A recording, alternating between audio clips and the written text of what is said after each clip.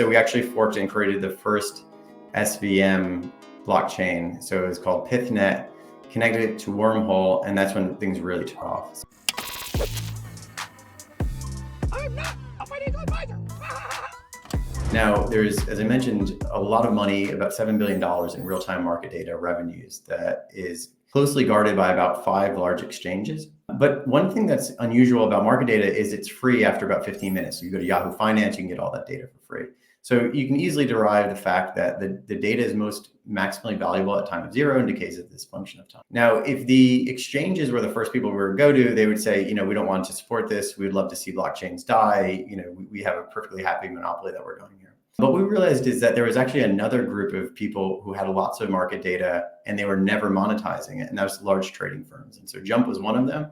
And when we started the process of the project, I said, this would require others like Jump to be able to source this data. And we spoke with other trading firms, Virtu, DRW, Jane Street, Susquehanna, and immediately the light bulb clicked for them. They said, you know what, we don't love paying market data fees. We have tremendous amounts of them. We would love to participate in this data economy and solve this Oracle problem. And so very quickly, the network took off. It amassed not only the largest who's who of trading firms, but lots of exchanges, Binance, all the other crypto exchanges immediately agreed that this was the right model, as well as these TradFi exchanges, IEX, Phemex, MIEX. They're the smaller US equity exchanges, but Cboe Global Markets is also a participant, and they own BATS, the third largest global US equity exchange. Yeah, so we were able to get tremendous amounts of traction on the business model. The business model was, we're going to make this data available. It's going to be used on chain,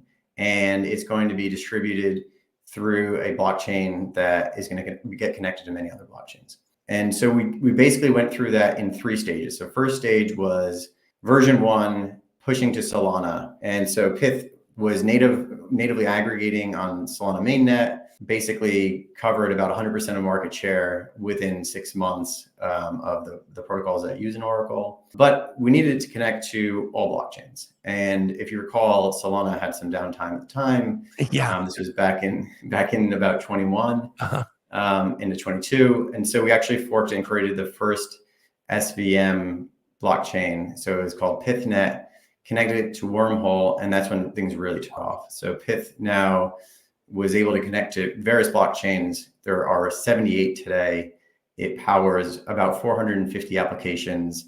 And the business model is such where everything can continuously get updated on PYTH, but then only what you need, you pull onto the chain that you require it. So if you think about a synthetics, which is a derivatives trading application on various chains, right? So they're on Arbitrum and Optimism. They only will pull in prices when someone wants to do a trade and have it signed and delivered on chain. And so there's no requirement for someone to push it. You effectively remove all of these latencies because you get to aggregate at Solana block times, which are 400 milliseconds. And then you can kind of scale it up without really an upper bound. So there's about 600 symbols today and over 100 different publishers. And it's really, really, kind of succinct and fast. Yeah, I think all of that is very interesting. I think that there is so much when it comes to what traders require out there and what they need to be on the latest cutting edge, because as we all know, markets change frequently, and you've got to be on the latest cutting edge of whatever strategy you're doing. And I think that this is really kind of one of these things where in crypto, we've looked for a long time in blockchain, and we said, oh, when is adoption? Oh, well, I tell you, adoption's when everybody's using crypto or blockchain and they don't know it. And, I think that's a little bit overblown to some extent because people know they're using meme coins, that they're using NFTs. But I think it's really interesting when you look at something like an Oracle, because this is something that to trading companies and to the institutions, this is everything. Getting the accurate data at the right moment is everything. But by the time that actually moves over to where retail is using that, they're not even going to know that they need to be using it because all of the numbers are going to be accurate, and that's all they're going to know and they're going to care about.